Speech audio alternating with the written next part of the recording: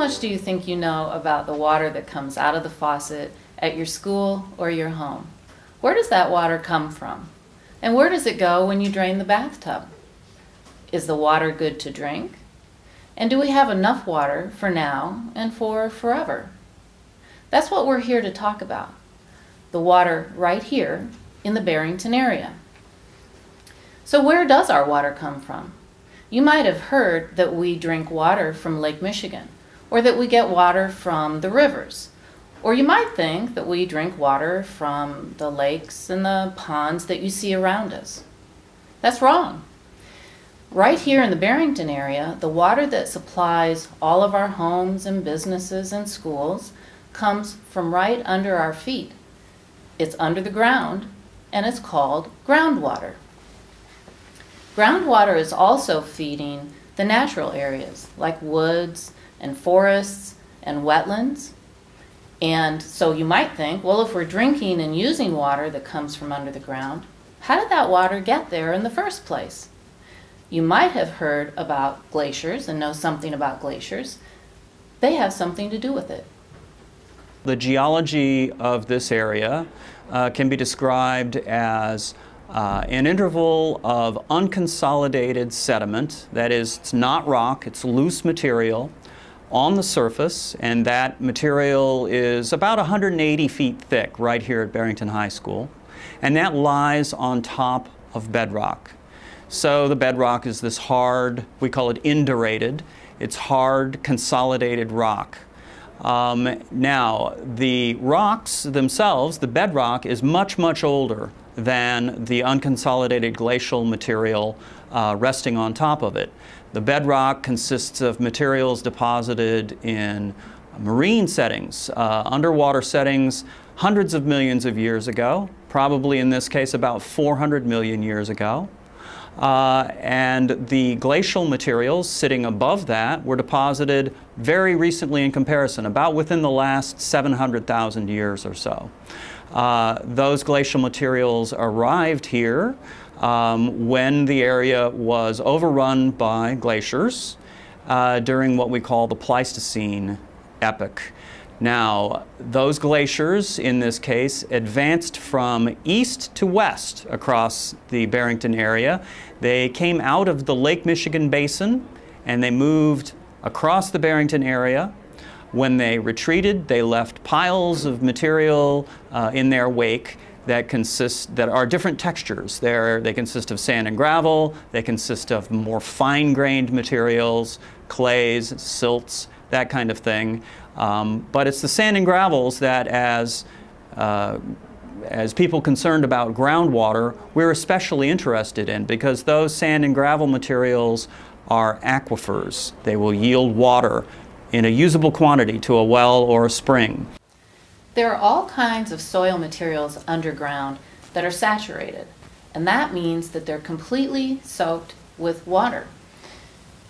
We can get water out of some of those soil materials, like sand and gravel. Can't get water out of all soil materials. But where there are pockets or layers of sand or gravel, things like that, and they're saturated with water, we call those materials aquifers.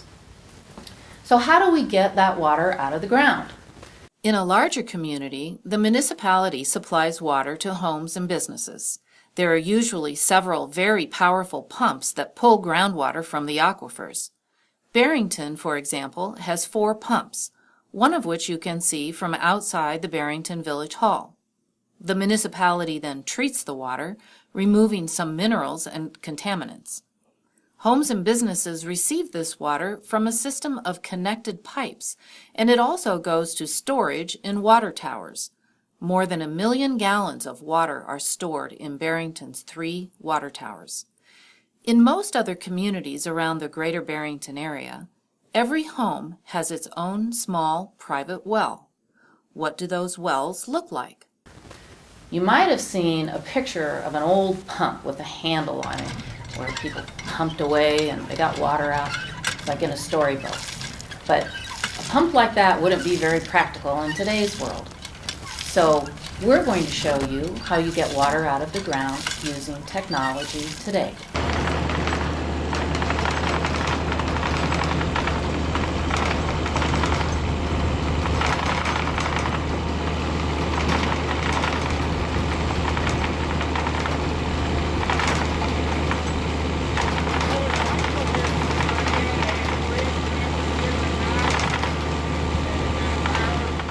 In fact, we have about 7,800 wells here in the Barrington area, like the one you just saw. Most of these wells are only a couple hundred feet below the ground surface. So about how deep is that? If you look at a football field, which is 300 feet long, cut that in half and turn that on its end, that would be 150 feet. So a typical well is about 150 feet from the ground surface down to the bottom of the well. Once a well is drilled, how does that water get into your house? Once the well is drilled, a casing is installed to keep the bore hole open. The white casing sticks up about a foot above the ground. An electric pump is then dropped into the well, which sends groundwater up the well shaft. The pumped water is pushed through a pipe which is below ground so the water won't freeze in the winter. The pipe goes into the house and then the water is stored in a large pressure tank. Air pressure in the tank forces water into the pipes in the house whenever it is needed. When you turn on a faucet or use the shower, the water comes out. So with private water wells in the Barrington area, the whole story includes the well drilled into the ground, the electric pump, the pressure tank, the pipes in the house, and the faucet at the end. All this technology brings us our water. Just for a minute, let's go back to the question of how the water gets down below the ground in the first place, because I'd like to tell you about an important concept called groundwater recharge. You already know something about the water cycle, which scientists call the hydrologic cycle. In the hydrologic cycle, water evaporates off the ground and it goes up into the sky, it forms clouds, and then it falls back to the earth as rain or snow or hail. And there it collects into rivers and lakes and so on. And some of that water percolates down into the earth and into the aquifers. It recharges the aquifers.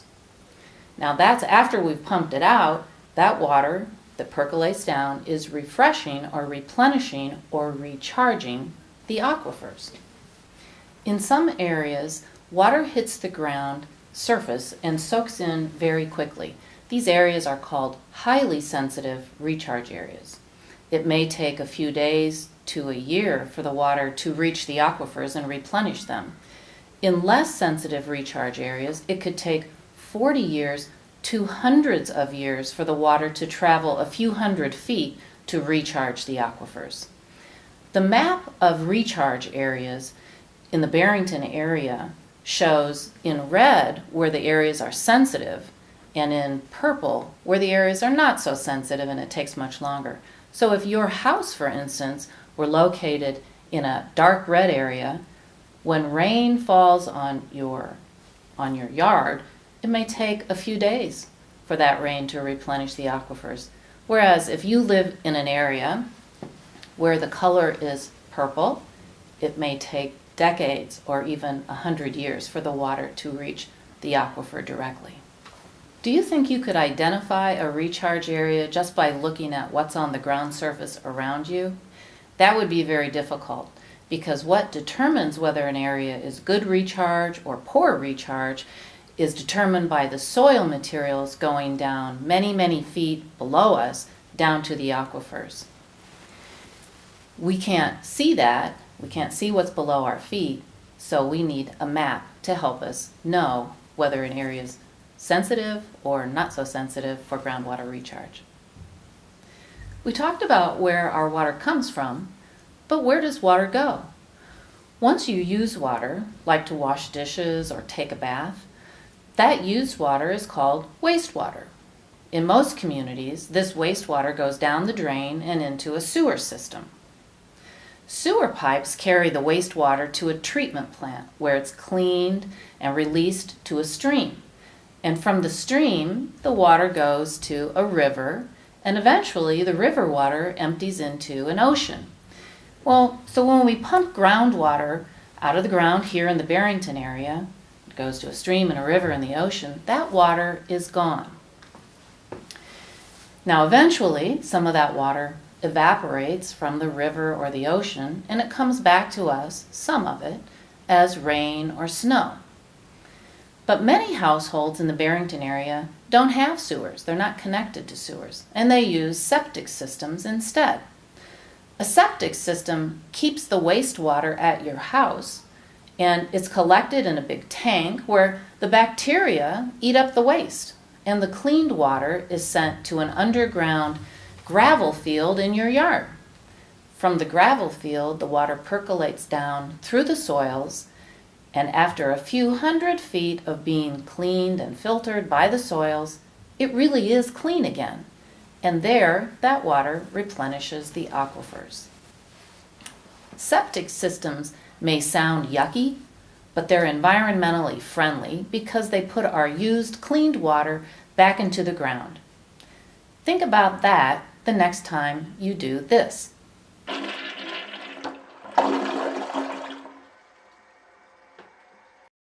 So let's talk about water quality. Well, what should I have? My sports bottle filled with groundwater from the Barrington area, or my purchase bottle of water from the store. Is our groundwater good to drink? Do you remember how we talked about the glaciers were created and how groundwater recharge works? Some of the water in our aquifers is years or decades or 100 years old. And that water was filtered through sand and gravel and clay and all kinds of soil materials for a very long time, making it very, very clean. Natural water quality occurs from water passing through the soils below ground. And this cleans the water of many impurities, but it also results in the water picking up minerals that dissolve in water, like iron and fluoride, and copper, and lots of other things, including even tiny amounts of things like arsenic and titanium.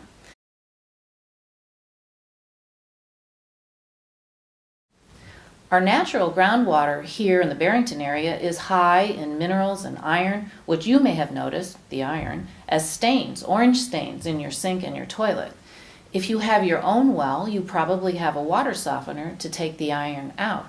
If you have water from your municipality, they would take the iron out for you.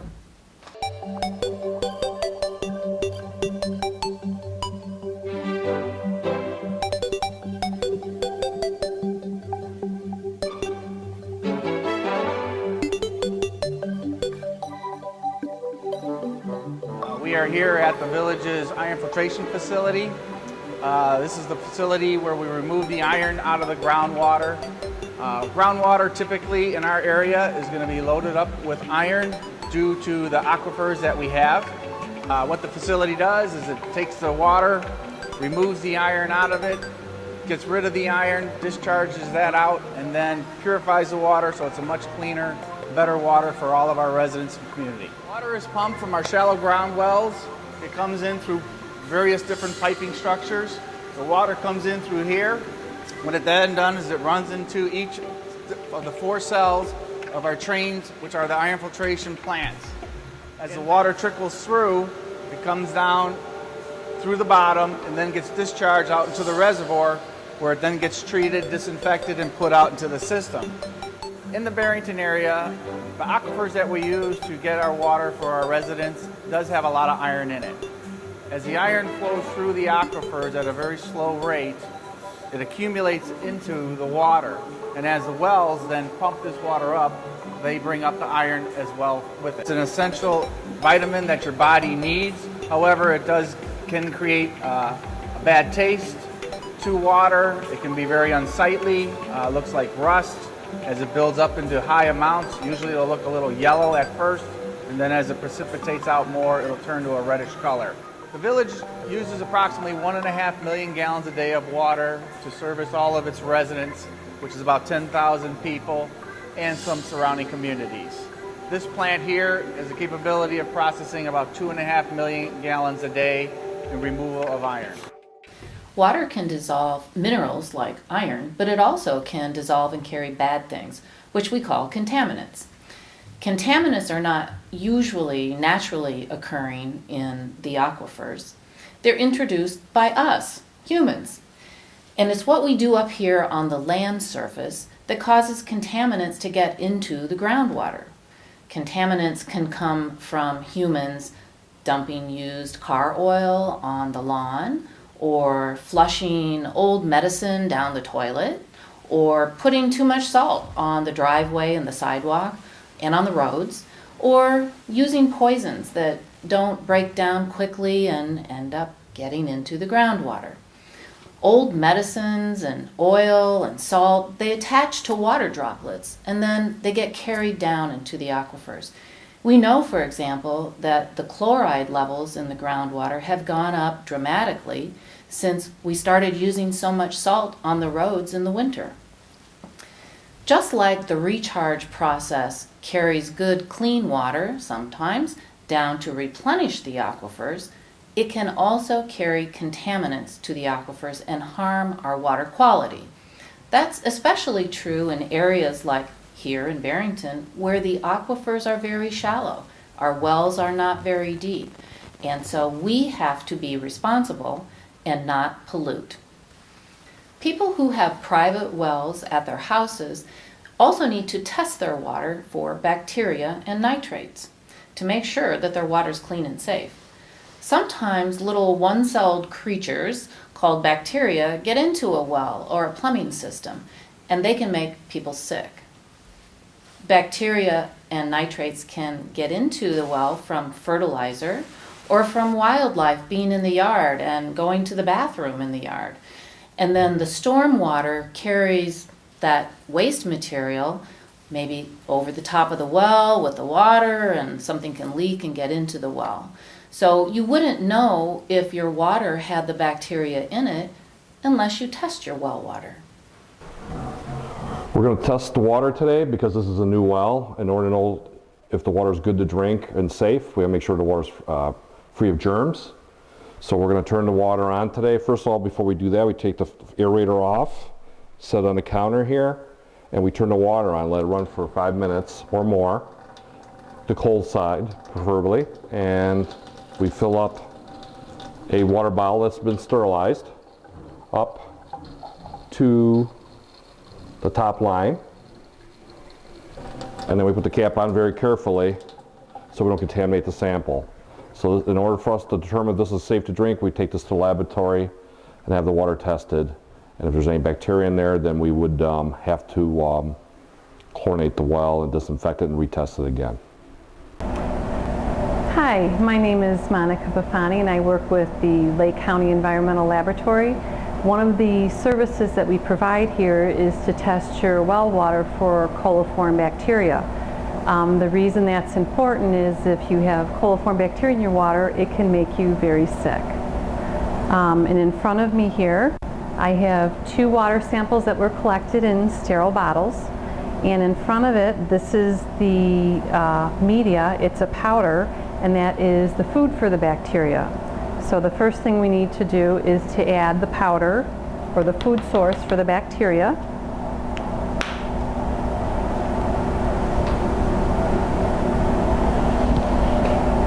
And then we'll do the same thing for the second sample.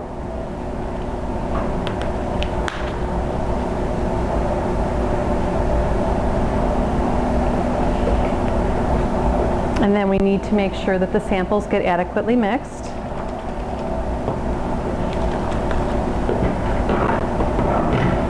And we'll put them in a rack. The next step we do after this, once the sample is mixed, is we need to put it into our 35°C incubator, where we will let them sit overnight for 18 to 22 hours.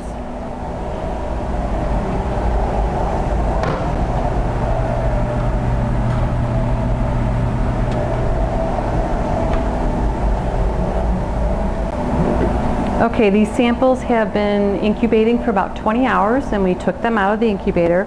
And as you can see, we have one sample that is yellow and one sample that is clear. The sample that is yellow means that there is coliform in the water.